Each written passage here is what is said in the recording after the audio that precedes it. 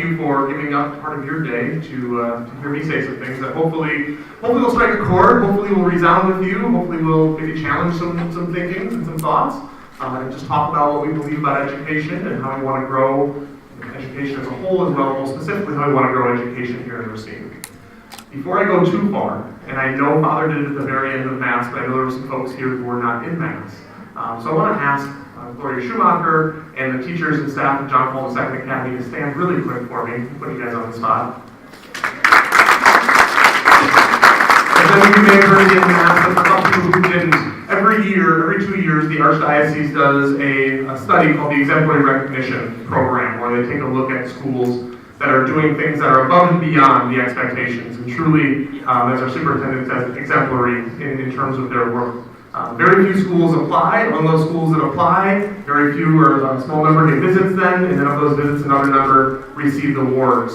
And in the category of education of the whole child, John Paul II has received the Exemplary Recognition Award. It'll last for 5 years and just goes ahead and shows the great work that's already being done. So when I talk about what we're doing here in Racine, I don't want to give anyone the impression that we're doing it from the ground, that there isn't already amazing work happening here, and that we're going to try to grow and build upon that already awesome work. So I couldn't start without recognizing that work already, so I have to do that. So thank you, and thank you for guys for the amazing school that you guys have built and grown, just right here in Racine.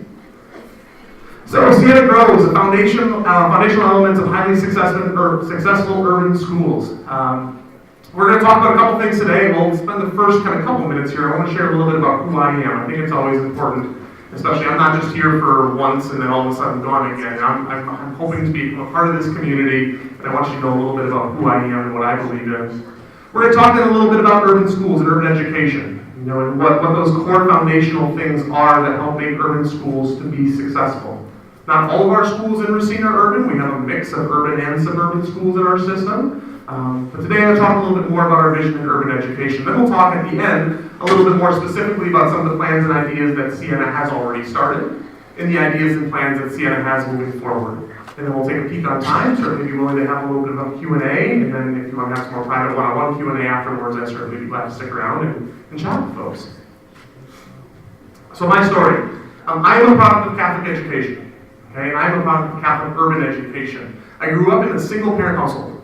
So it was me and my mom for a long time, and it was fantastic. Blessed to have my stepfather come into my life when I was 10, and then 3 amazing siblings that came after, and I'm tremendously proud of all the things that they've done. But when I talk about urban education and why urban education is important to me, I look at myself as a product of urban education. I was attending St. Jude Grade School in Green Bay, which, much like many small parish grade schools across our state, across our country, no longer exists. But I was there primarily Latino and Hmong parish, along with a small population of folks like myself. And was really blessed by, at that time, primarily the nuns who educated me.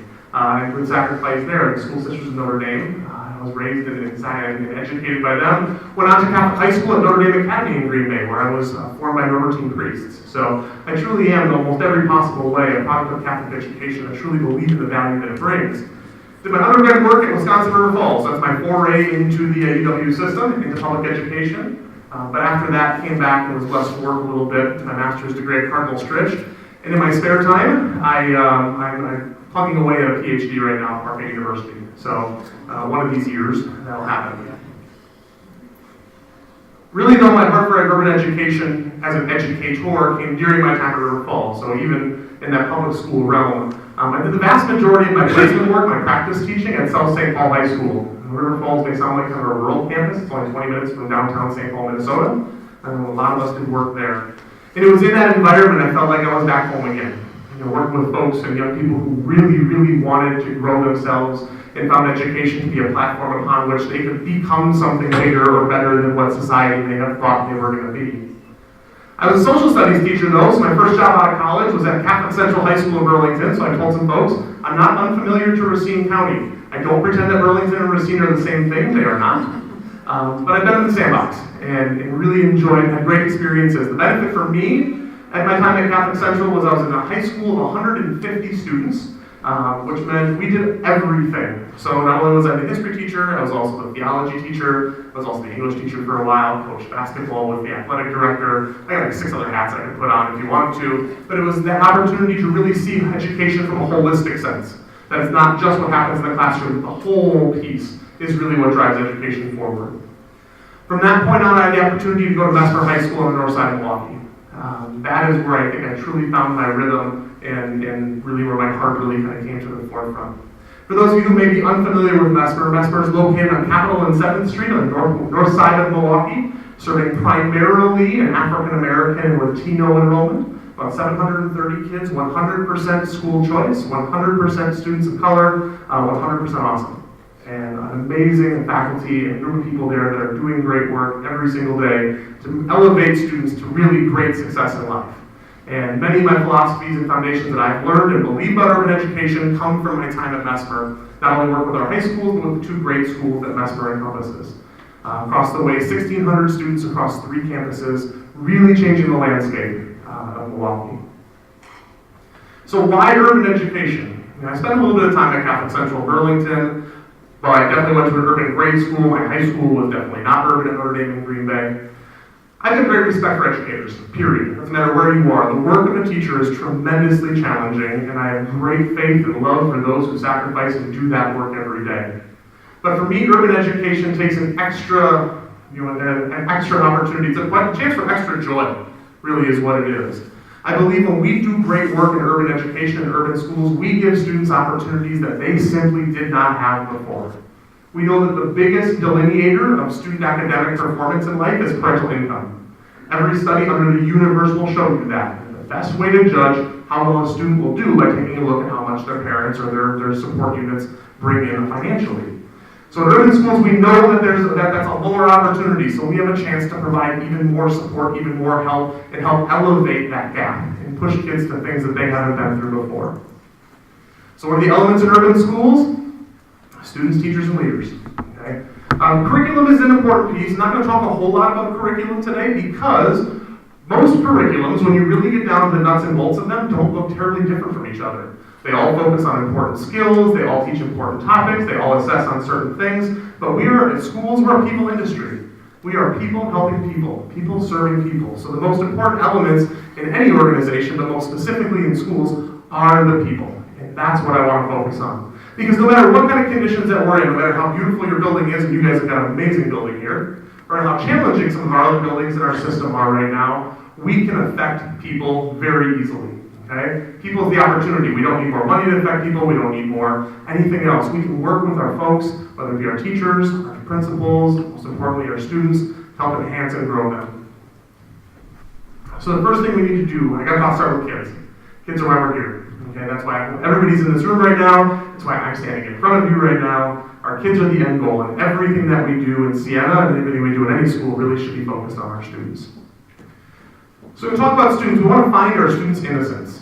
Okay? We live in a society where there's so many external inputs going on, and even more today than I think when so many of us were young. You start adding in the pressures of social media, of Twitter, Facebook, of all those other things. There are so many more pieces, so many more inputs that our young people are taking pieces from in their world.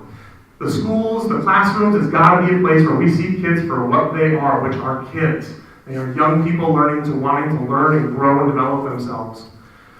We have to be mindful of those stereotypes, though. We have to know what those stereotypes are. We have to understand that in urban schools, our kids are carrying things with them that we don't understand, we are not privy to, we may never know about. We may not know about the student. In educational speak, this is called the invisible backpack. Okay? It's all these things that our students are carrying with them. So when we got that 5th grade student who's sitting at their desk, half asleep at 9 o'clock in the morning when we feel like they should be really working on their math at that moment, what we don't see is that last night when they got home, their older brother had to make them dinner, and they had to help wash up their little younger brother or sister. And they then, by that point, by the time everything got home, maybe it was 8 or 9 o'clock before mom got home, maybe they didn't get to bed till later than that. It's not a lack of desire to want to learn, it's not a lack of a desire to want to grow, it's that their home situation dictates their reality. We can't judge that as teachers. We can't judge that as community of supporters. We have to understand our kids coming from different places with different things and honor that. What we do have to do is provide an element of freedom in our classrooms.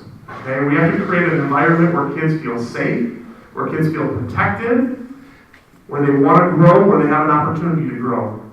There's a great program out there, it's called Innocent Classroom. That's where the idea of innocence comes from, among other places. What it basically says, as instructors, as leaders, we need to create places where we create the opportunities for kids to be successful. We put the structures in place, and then we worry about how kids are acting when they're in our room. We don't pretend that we have the ability to go home and protect them on Facebook. We don't pretend that we have the opportunity to go home and make sure that mom is home by 4 o'clock and that there's a dad in the environment, that there's someone there to care for. But what we can control is this 20 foot by 20 foot or 40 foot by 40 foot block that is our classroom. And we're going to make the best, what's that? Yeah? We'll let it go. We're going to make the best possible environment that we can for our young people in those places so they have an opportunity to be successful. A topic that's really, really passionate and important to me is understanding the difference between equity and equality. I think for a long time we've been under this idea that everyone should be treated fairly and that everyone being treated fairly means everyone should be treated equally. And the reality is I don't believe that anything could be further from the truth. We want to give our students what they need every day. And that doesn't mean everybody's going to get the same thing. There's a cartoon up here, maybe you can see it, maybe you can't, but I'll explain it really briefly for you. There's a gentleman sitting at a table with a bunch of different jungle animals, or a bunch of different kinds of animals sitting in front of him, and he says the test here is everybody needs to climb this tree. Okay? Well, the first animal sitting here is a monkey. Monkey's going to do a pretty good job climbing that tree. The penguin, the elephant, the goldfish, the dog, probably not. Does that mean that those animals are any less important in God's creation or in the jungle or in their environment? Not at all. But one of them is more attuned and able to do the specific task that's being asked of them. Now, I'm not proposing that we should go into a classroom and say one student in the class needs to do multiplication. They all need to understand multiplication. But we have to understand that each of our students bring different skill sets, they bring different challenges, they bring different backgrounds, and we have to make sure that the work that we do meets the individual needs and honors the specific talents that each of our students brings with them. So, maybe you've seen a picture like this before. This is a picture that's kind of working its way through the educational world right now about the difference between equality and equity. This is a little bit of a different variation on this one that I've seen. The first picture usually shows, 3 kids all kind of watching this baseball game. Everybody's got one box. The tall student standing on the box, they can see it. The medium height student is standing on the box, they can just kind of barely see what's going on. And there's usually a shorter student who, even with one box, cannot see the ball game, see what's going on. That's equality. Everybody's being treated the same. Everybody's got one box, there's one fence, everybody's getting exactly what the same as everybody else was. If we're looking at the idea of equity, that tall student doesn't need a box. They can see without any extra help, any extra support at all. That's great. The goal is to see, okay? The medium height student, in this case, gets a couple boxes and can definitely see really, really well. This is why I picked this picture, because it's the first time I've seen this one, and it further kind of amplifies my beliefs even more. Sometimes the middle height student will have one box, and the short student will have 2 boxes. In this case, that third student is in a wheelchair. Forget boxes. They don't need boxes. What they need, there we go, sorry. What they need is a ramp. They need something completely different than everybody else. But they're valued. They're getting exactly what they need, and that's what we need to do with our schools, is give our students exactly what they need to be successful. It doesn't matter if someone needs an extra chance or someone needs a little bit more help. Our goal is to make our students proficient and strong and growing, and we're going to give them what they need to do that. The other thing is we're going to have rigor for everybody. Okay? It doesn't matter if you're ahead, if you're behind. The 2 things that we know move students forward, no matter how proficient they are or the lack of proficiency that they have, is high quality instruction and rigorous curriculum. We're not dumbing anything down for anyone. We'll give students who need more help. We'll try to provide more resources, more extra support, more reading support, different formats to learn in, different programs after school, before school, to help support their growth, but we're not going to slow the rigor down for them. That doesn't help anyone. Even if we do that, they just become further behind for the next level.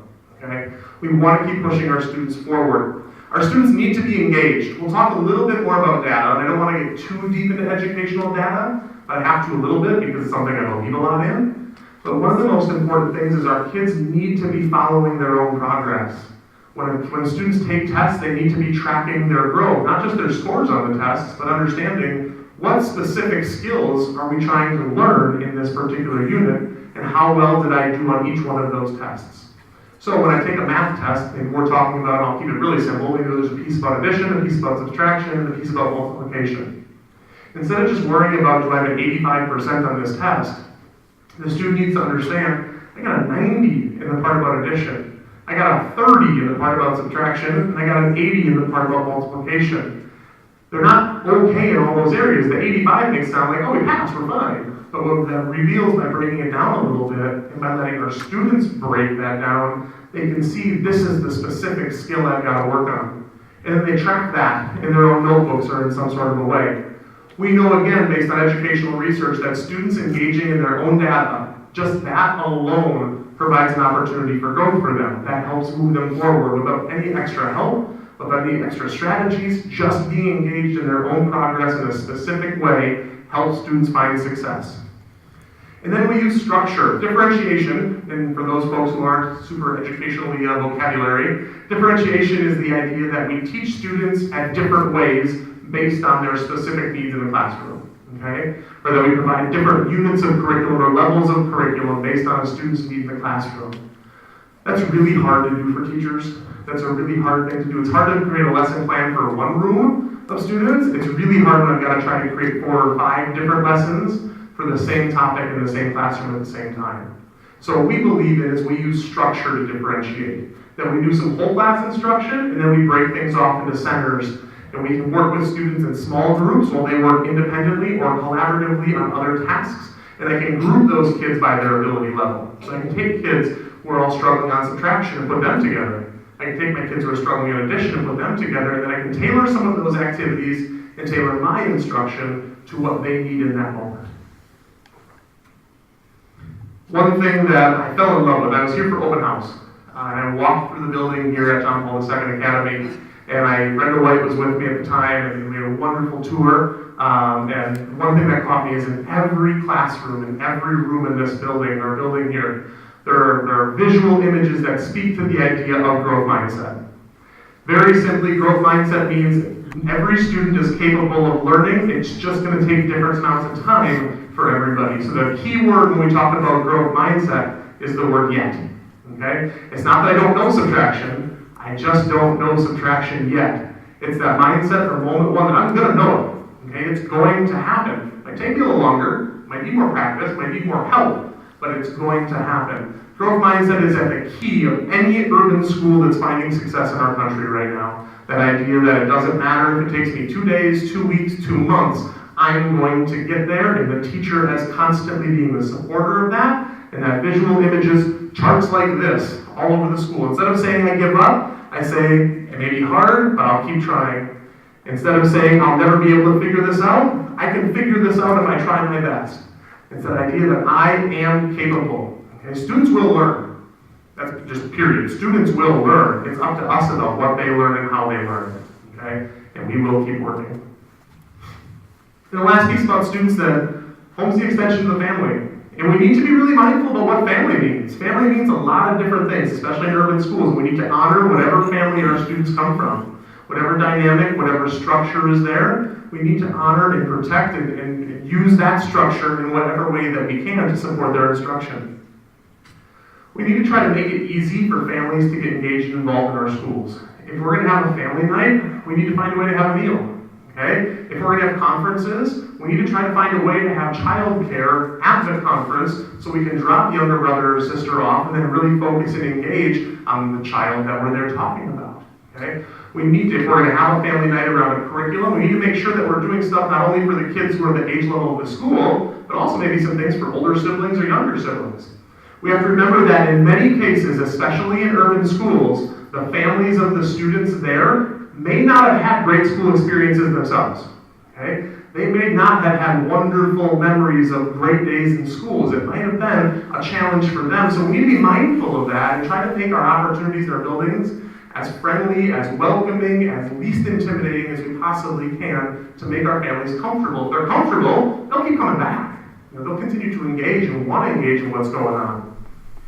It goes back to a point that I made before, we gotta stop judgment. We can't judge our families because they didn't show up for conferences, because they didn't come to the family night, because they weren't engaged to return the phone call as quickly as we wanted them to. There are so many issues and situations that are going on at home in our families That we can't pretend that just because we don't see a mom, we don't see a dad, we don't see someone means they don't care, okay?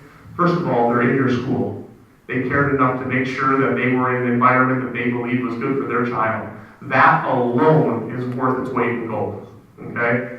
The parents entrusted us as schools with their child. That's so valuable, that's so important.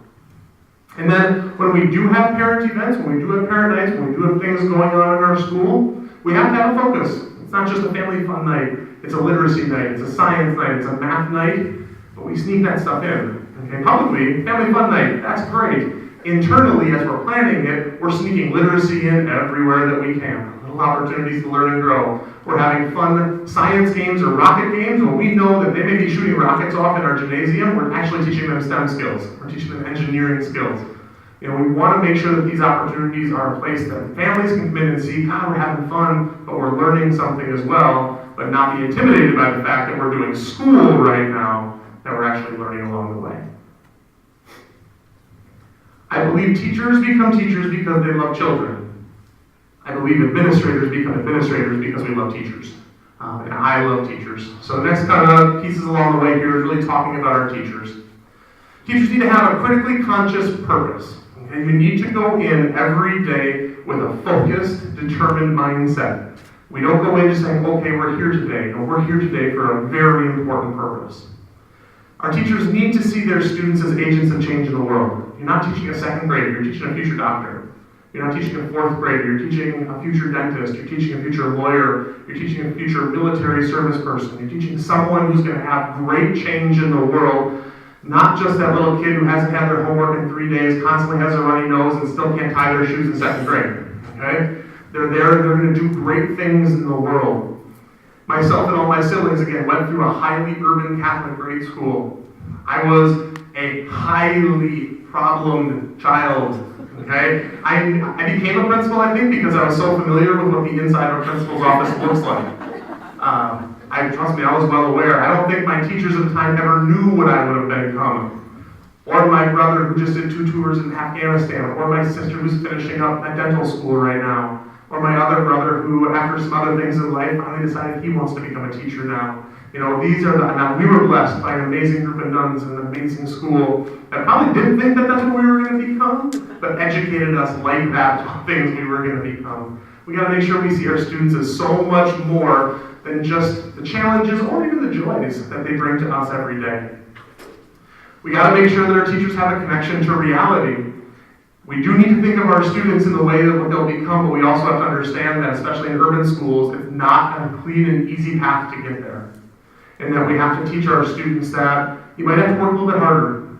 You know, we have to make sure that we have high expectations, that we honor their needs, but do so in a way that doesn't lower the bar. Okay? Which means we got to work with them a little bit more. We got to be a little bit tougher with the kids sometimes. We also have to end it with a hug and take care of them.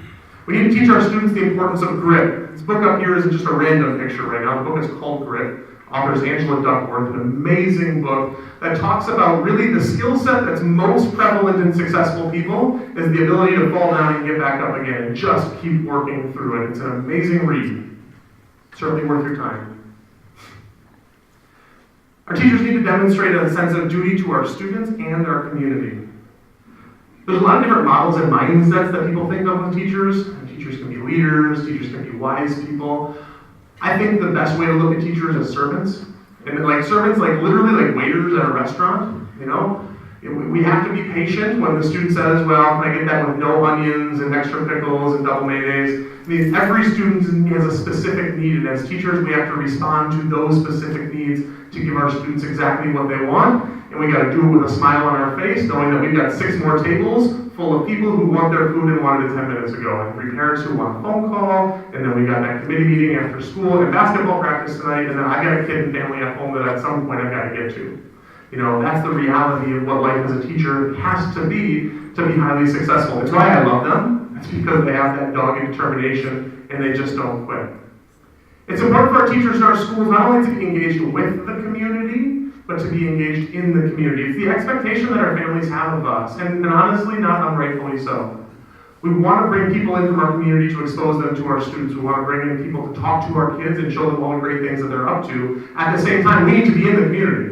We need to be a part of it. It's something at Siena that we've already taken to heart. We want to engage with external groups, and we'll show a little bit about who we're working with already before we're done here today. But we also want to be an organization that people come to and say, hey, can you help us with this? That's a huge goal of mine, and it's something we will be. We will be with our community, but we want to be in our community as well. We want to stand in solidarity. We all believe that education in Racine has an opportunity to grow. We want to work with other people, no matter what sector they come from, to make that happen. Dogged preparation on behalf of teachers. It's hard work. It's hard work to get ready every day. It's easy if you've been teaching for a couple of years to roll out lesson plan unit number 4, lesson 3, and just rock and roll with it. But if we want to make real change, we can't let it be that simple. We need to collaborate and be creative with folks. It's one of the benefits that Siena has to bring. We're going to be able to bring 5 different grade schools and then St. Catherine's Middle High School all to the table together. In each of our buildings right now, we have 1 first grade classroom, 1 second grade classroom, 1 third grade classroom. Next year, we'll have 5 first grade classrooms, 5 second grade classrooms, 5 third grade classrooms, even more when you get to the middle school. And we need to bring people together to share ideas, share thoughts, share creativity, and honestly, to share the workload. Okay? We don't all need to write the exact same unit. We can share those unit writings and teach each one of those in ways that fit our personality, fit our skill set. But we need to be creative. We need to look at things differently. And it's hard to when you've written 5 lessons to get through today, and then you gotta write 5 more to get through tomorrow, and 5 more the day after that. When we work together, it makes it better. Always looking for more resources. Always looking for what are those things that we need to have to grow our classrooms, whether it's movies, whether it's articles, whether it's speakers. We are always looking for what's next. And everything starts with literacy. 3rd grade rocks isn't up there by mistake. 3rd grade does rock. I would tell you that in the world of educational research, there is no grade level that's more important in a student's life than 3rd grade. I can take a student's 3rd grade literacy score or reading score. I can tell you how long they'll live based on that score. I can tell you what their gross adjusted income will be for the rest of their life will be based on that score. I can tell you how likely they are to become incarcerated based off of that score. There is no score in education that is more pivotal than a student's ability to learn in 3rd grade and read in 3rd grade. I can tell you when I look at the first round of data, and our education committee chairperson, Heather Orth, is here with us, the first number that we put on the screen is how are we doing in 3rd grade reading. I can tell you we're doing good. But we have to continue to work. We have to do the things we need to do to build students up so by 3rd grade they are on pace or above pace. Everything else will roll from there. And we have to create a community of trust with our teachers. Again, as I mentioned before, the reputation of institutions in urban communities can be less than amazing at times. Urban communities don't always value or feel respected by the institutions, by their schools, by police force, by government, by other those pieces. So we need to make sure that we're working with our families to build a sense of trust. So even if their relationship with school wasn't the best, their relationship with us was good. And they saw that we were there to reach out, to comfort, to support, to be that extra helping hand. As teachers, we got to advocate for our kids, which sometimes means having tough conversations with principals along the way about, I don't think this is right. I go back to my time at Mesmer when I came in there. I had a couple teachers who would come into my office, sit down, and tell me I was wrong. And there's nobody I valued more. Those are the people that I ultimately elevated to my team of students position, my assistant principal position. But we need teachers who are willing to say no and be willing to deal with the consequences. If we have good leaders, there aren't consequences for that. The consequence of saying no is respect and trust. Okay, that we want, but we have to have that. We have to have that open dialogue along the way. And then we need teachers who are willing to positively harass our students.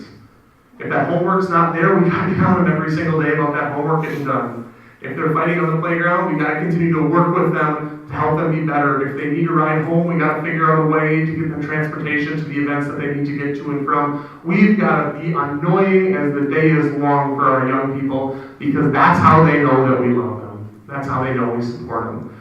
Most teachers, especially when you get kind of a couple more years in your career, have that one student that drove you crazy, that hopefully comes back and lets you know, hey, I appreciated that. Because of that, I'm ready now. If as a teacher you haven't heard that yet, trust me, there's a student out there that thinks that way. Okay? There's always there. I always encourage when I work with my faculties and staff, One of the first activities that we do is we write a thank you note to an important teacher in our lives, and then I challenge them to send it. Send that note. That means the world. I have a little file cabinet. They come run a lot of them when I was teaching. I had a half dozen or so notes for former students. And when the day's like crazy, when you're just ready to throw it away, you pull out that drawer, you pull that file, and you remember the work that you did was meaningful and made a huge difference. The most pivotal, again, educationally, statistically, the most pivotal person in a building is the leader, is the principal. They set the vision, they set the tone, they're the ones who bring the teachers together, they grow the teachers, and we have to have amazing leaders in our building. Our leaders need to be just enough. You hear about, I know just enough to be dangerous. Our principals need to know just enough to be dangerous. They have to be reading, they have to be staying abreast on the things that are going on. They need to have inspiration and freedom. So as a Siena system, there'll be some things that I will work with and I'll set the tone on, but there are going to be some things that will look different in each of our buildings because our principals need to be able to implement pieces of their vision as they see it in each of our buildings to stay inspired, to stay connected, to stay energized and motivated. We need our principals to be confident that the things that they are doing in their buildings will work, sometimes even when they don't work. Okay, but we got to have that confidence that the work that we're doing is in our best interest, and then we need to be informed enough to know that when it's not working, that we have that ability and willingness to change. We have to establish a vision in each of our schools and then be highly stubborn about that vision. When I was at Mesmer, I came into Mesmer after that school had no principal for 2 years. So 2 years with no principal in a building of 700 plus urban kids, staff of about 70. And it was amazing. I was so blessed by the teachers because they made it work. But I had a science department, I had a math department, I had an English department, I had a foreign language department, but I didn't have a school. I had all these pockets of people that were doing really good work, but there was no collective vision. So in our first year there, we spent a lot of time talking about what does it mean to be a Mesmer bishop? What does it mean to be a teacher? What does it mean to be a student? What does it mean to be an administrator or a family? And had some really courageous conversations about here are the things that we really, really believe in. And here are the things that we don't. At the end of that first year, we had about 15 people leave our school. It wasn't joyful, although half left the hug and the handshake, largely because we had different visions. We just had different sets of belief. We knew that these other people that had bad beliefs, but they weren't our beliefs. And we helped them we talk about everyone has a bus in education, finding the bus that they should be on, but it wasn't the same as ours. Once we did that, we had over 95% retention for the next 4 years. Our staff was connected, they were committed, we knew we believed in the same things. We didn't have to have an argument when we had a new idea about whether this fit our vision or not because we had established that. We were really, really stubborn about what we believed in and what we didn't. And it wasn't that there weren't good ideas out there about things, but it didn't fit our vision. It would distract us from what our goal was. And then we were highly successful. We saw test scores go up, we saw student retention go up with strong staff retention. It was a great experience for us. As school leaders, you got to give yourself permission too, because if you're going to have a vision, if you're going to work really hard at it, you got to give yourself permission to let other things go and say we're just not going to get there on that. Because if we did, it would distract us from where we're going. Now, there are certain important things that you can't let go, but there are a lot of little programs, little ideas that aren't bad. Again, it's not a matter of is it good or is it bad. It's a matter of does this get us further in support of our students to where we want to get to? Do we believe that our vision is the right vision, that our plan of attack is the right plan of attack, and then we've got to stay focused on that. And then we got to build a nest. Do we have a vision now? Well, we're absolutely working on it. So the schools are coming together to put that together now? Yeah, over the course, and I don't want to get too distracted off this because we absolutely do a Q&A at the end. There are some core philosophical pieces that you're hearing from me here. As we work through the summer with our principals have to be at the table as we put that full organizational vision and really the implementation plan in place. And when I came on in February, I didn't have the ability to pull the principals for the amount of time and have the depth of the conversations that we have. We've got some core principles that we believe in. I'm going to talk more about those later on. But then we'll build a more formally articulated vision, or educational vision over the course of summer that we will absolutely share out publicly. Then we got to build a nest. We have to create an environment that kids and teachers and everybody wants to be at. So that means in schools where teachers have to share classrooms, like our St. Catharines site will be, we've got to have literally somewhere like a teacher room where they can go and hang out and do work and feel comfortable. Same for our kids. We have classrooms that are warm and inviting and exciting, places that students want to learn, that people want to be at. Actually, thank you for that question, because it illustrates my next point perfectly. You gotta be humble fast. You have to realize as a leader, you can't do the work alone, and you can't try to do the work alone. If you do that, you're in deep trouble. As a leader, I always want to be this guy as opposed to this guy. I never want to be the expert. I want to be the person who I'm asking for help, who's someone willing to give a hand to me, so in the moment when somebody else needs a hand, I'm strong enough to try to help pull them up. But one of the things we're going to have expecting from all of our teachers, all of our principals, is that we have leadership teams in all of our buildings, that teachers are at the table with active voices in every building, sharing their perspectives, their ideas, given meaningful opportunities to put their input into our schools. And our staffs need to look different. Our staffs in many ways need to reflect the populations of our school as much as possible, whether it be culturally, whether it be ethnically, no matter what kind of background it is. We want to see the kinds of people that we're teaching in front of our kids. And we have to reach into the community as well. We'll go back to that again. We want to work inside out. We want to generate ideas from inside our building. We also want to connect with people from outside of our building and see what they believe about education and model those principles as well. And if people from outside of our building aren't coming to us, then we have to go to them. We have to engage into our community, find out what does our community need from us. We need to be able to fail. Failure is a tremendously important piece. It goes right with growth mindset. You can't grow unless you fail along the way. Never tried, never failed, no matter, try again, fail better, Samuel Beckett. Huge, important little kind of short poem that demonstrates what I believe in. And we keep trying, we keep failing, but we have to demand, especially in urban environments, that we do things differently, which means sometimes it's not going to work. And that's okay. That goes back to the let it go piece. Let it go when it doesn't work, try again. And keep trying. And as principals, if we want our teachers to be risk takers, we have to model that behavior first. We have to show them we're willing to try things. I'm not a big believer of being inside the box or outside the box. Destroy the box. Get rid of the box altogether. We implemented engineering programming on the north side of Milwaukee. Everybody said, well, engineering program is just for four-year college-bound students and high-achieving kids. And honestly, at Bessemer, our kids weren't all high-achieving. But we said, we believe that doing engineering in low-income urban environments exposes students to potential opportunities in skilled trades. It doesn't have to just be about being an engineer. We said, we're not going to worry about what convention says. We're not going to try to do things a little bit differently. We said, forget it altogether. We're doing it this way for this reason, this purpose. In 3 years, we built a program from 35 kids to 170. We had more than 30 external agencies as part of what we were doing. And it's growing, and it's leading kids to new opportunities in the north side of Milwaukee, where we're bringing some of those pieces, those programs to Racine next year. And the last two slides for leaders about feedback.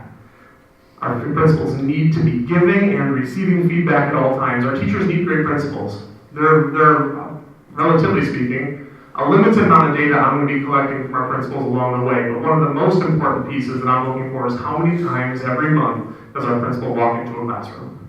I need to know that our principals are engaged with our teachers, that our principals are engaged in our students, that our principals are engaged in the building. I want each principal to spend 2 hours every year inside of a classroom, which may not sound like a lot, but here's the trick. It's not 2 hours all at once. It's 120 visits of a minute apiece. Constantly knowing what's going on in that room. You can find out so much about a classroom by being in it for 1 minute. You don't need to spend 45 minutes or an hour in there. You can do that every once in a while, but you get so much more by constantly stopping in and seeing a snapshot of that room in that moment with those kids in action, then giving a little bit of feedback. And then being assertive, providing assertive accountability to our teachers. Goes back to that being stubborn thing again. Here are the things we believe in. When we see something that's not part of that, as principals, we have to have the courage to sit down and say that to our teachers. And we have to build that trust with our teachers. They know it's not a personal attack. This is what we believe in, guys, and this is where we're at. And the teacher needs to have that piece we said before about saying no in some cases. This is what I think is truly better, and continuing to engage in that conversation. That's where growth takes place. Growth happens through dissonance. Growth happens from us not always just saying going along, but challenging each other along the way. Feedback's got to come 365 degrees. Teachers and principals have to give it. They have to be willing to receive it as well. And understanding that good ideas can come from any portion of the world. We got to keep an eye on the data and understand our progress all the time. And we got to know when it's time to push something, and when it's time to just kind of take a step back and watch and give things an opportunity to grow. All right, so I know I'm going along. So where does Siena begin? Fantastic question before. It starts by establishing a vision. It starts by us understanding exactly what we want to do. What we want to do is provide a faith-forward education for our students. We put God at the center of our work every single day, and then we educate the daylights out of our kids around it. Okay? We increase our opportunities, especially in our middle and high school areas, for service, for active involvement in the community, and then we teach, and then we teach, and then we teach, and then we teach. Siena has established a set of guiding principles. I'm not going to go super deep into them. They're on our website. Go take a look at them. We're proud of them. A couple key pieces about it is we keep students at the center of every decision that we make, which can mean sometimes having difficult conversations with adults about our beliefs. We believe in shared leadership. We believe that no single person has that answer and that we work together. And that's part of the reason why I can't give you a very fancy vision statement yet, is because I need my shared leadership team. I need my team together so that we're all making sure we believe in the right things, that we have those difficult conversations about what we do believe in and what we don't believe in, and then we'll share it out publicly at that point. We have to have a universal culture of data. We have to make sure that we know what's effective and what's not. Okay? And we're building that. I'm excited to share that we have a data dashboard that identifies our overall performance on our assessments that we've taken so far this year. I'm excited to share briefly that we've seen positive news from those so far, and we're excited to see more positive news as time goes on. Everything starts with literacy. That third grade reading score is tremendously important to us. So we need to make sure that we're getting as much opportunity for learning and growth into our students before they hit third grade, which means Siena will continue to look at early childhood programs across our system. 3K programs, 4K programs that feed into our kindergartens so that students have had 3, 4, 5 years of opportunities in schools before they get to that crucial third grade point. And then a personal passion of mine is STEM education. I built my brand as a principal in the back of STEM education, bringing STEM education, science, technology, engineering, and math in real and meaningful ways to our students from all grade levels. The key piece of kind of our framework, we built off a program that's called Project Lead the Way. Project Lead the Way is an international engineering curriculum. It spans from kindergarten through 12th grade, but kind of the heart of it is the high school program. We will be launching Introduction to Engineering Design at St. Catherine's next year. I'm excited to share that as of last Monday, we had 36 students that had enrolled in it. I'm excited to share that I was updated on Wednesday and found out that number is actually closer to 60. So we have a large, almost a quarter, a little more than a quarter, of our students at St. Catherine's returning students at St. Catherine's who want to get involved in the engineering program next year. We launched this program late after class registration happened. We didn't have the kind of communication that we will have in future years when it's already a part of that curriculum. But we're excited about the reaction already, and we'll continue to grow that. We've had such a positive reaction in STEM programming that we're hoping to be able to model and launch some piloting of some middle school STEM programming in one of our schools next year as well. We want to build opportunities throughout Siena on the back of science, technology, and engineering, math, teaching our kids the kinds of skills that are transferable no matter what career may be in front of them. You've heard me talk a lot already about building a team. We're continuing to build the team of Siena, meeting with our principals. The first task I took on when I took the position of director of schools and started in early February was to sit and meet one-on-one with every teacher in our system. I can say that as of last week, I have done that. Sat for 20 minutes about with every teacher in our system, understood where they were coming from, hearing their questions, sharing and communicating a little bit about who we are and what we're about. It was a wonderful experience. I'm even more excited now than I was when I started because I've seen the passion, the commitment, the level of our teachers have shared. Siena wants to connect to our community. We cannot stand alone. These are some of the groups and organizations we have already engaged with, from the Archdiocese of Milwaukee to the Johnson Corporation to Gateway College, Project Lead the Way, so many more. And my goal is to be here a year from now and have double the number of logos on that screen. We will be a part of the Racine community. We will reach out to the Racine community. We want to be with and of those around us.